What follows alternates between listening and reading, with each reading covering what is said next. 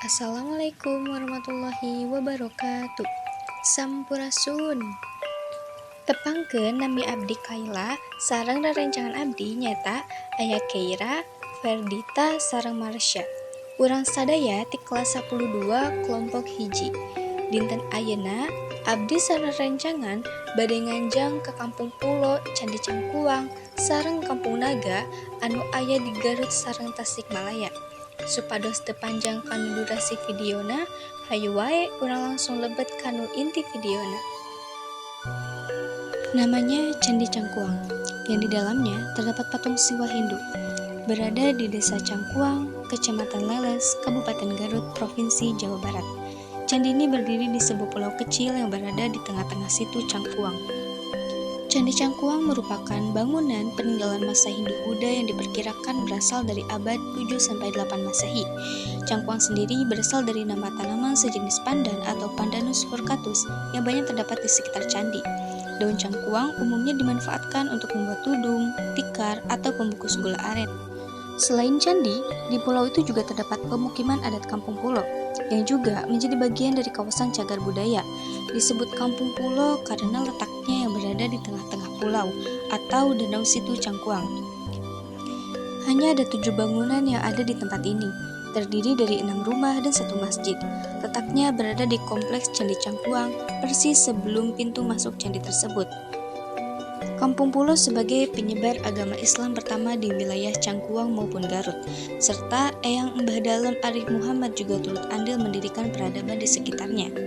Konon, Mbah Dalem Arif Muhammad merupakan panglima perang kerajaan Mataram yang ditugaskan oleh Sultan Agung untuk menyerang VOC di Batavia. Namun, karena kalah dan takut mendapatkan sanksi apabila pulang ke Mataram, Mbah Dalem Arif Muhammad memutuskan untuk bersembunyi di Cangkuang. Masyarakat sekitar saat itu masih banyak menganut agama Hindu serta animisme dan dinamisme. Namun, perlahan oleh beliau, masyarakat sekitar kemudian diislamkan. Kini bukti penyebaran dan pengajaran agama Islam oleh Mbah Dalem Arif Muhammad dipamerkan di museum kecil yang ada di dekat makam keramat. Di museum tersebut terdapat naskah Al-Quran dari abad 17 dari daluang atau kertas tradisional dari batang pohon saeh. Untuk sistem ekonomi yang ada di Kampung Pulo, awalnya masyarakat Kampung Pulo bermata pencaharian bertani dan menangkap ikan. Tapi setelah itu dibukalah lapangan pekerjaan yang dimana 95% yang berjualan di sana itu merupakan masyarakat Kampung Pulo. Ada yang berjualan souvenir, makanan, dan juga minuman. Lalu di Kampung Pulo juga ada aturan yang dipercaya untuk mendekatkan diri kepada roh atau leluhur. Walaupun mereka sudah beragama Islam, mereka masih melakukan dan tidak meninggalkan tradisi umat Hindu. Untuk bencana alam banjir yang terjadi di Kampung Pulo pada tahun-tahun sekarang memang tidak terjadi, tetapi untuk tahun-tahun sebelumnya memang suka terjadi. Dan juga ketika gempa bumi yang terjadi pada hari Sabtu sekitar jam 11:30 malam, memang terasa getarannya di Kampung Pulo tetapi tidak mengakibatkan kerusakan. Lalu, pada segi bangunan, Kampung Pulo memiliki rumah berbentuk panggung dan bermaterial bambu, ijuk, dan kayu. Ruang Kampung Pulo juga terdiri dari komponen ruang terbuka dengan bentuk lapangan di tengah permukiman yang dianalisis memiliki kemampuan mitigasi bencana terhadap gempa bumi dan gunung api.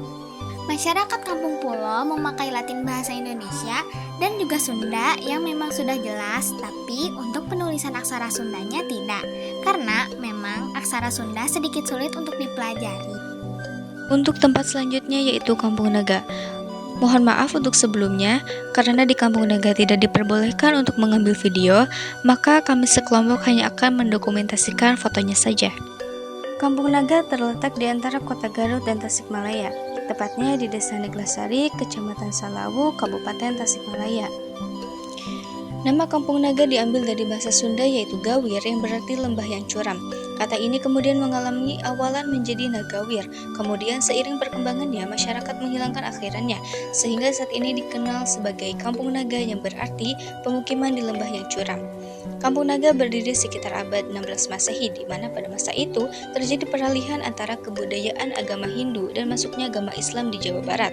Islam masuk melalui jalur perdagangan di Cirebon, melalui pelabuhan Muharajati dan Pasambangan.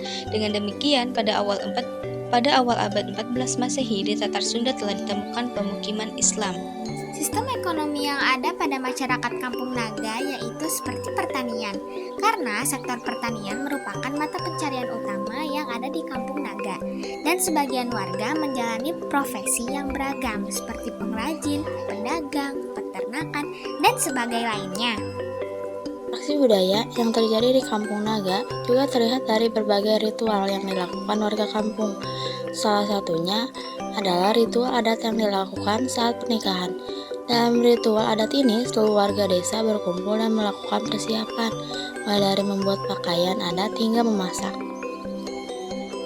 Untuk pemakaian aksara Sunda, masyarakat Kampung Naga tidak memakai aksara Sunda karena Mawang seperti yang diketahui bahwa untuk mempelajari aksara Sunda sedikit sulit, jadi masyarakat Kampung Naga tidak memakai aksara Sunda.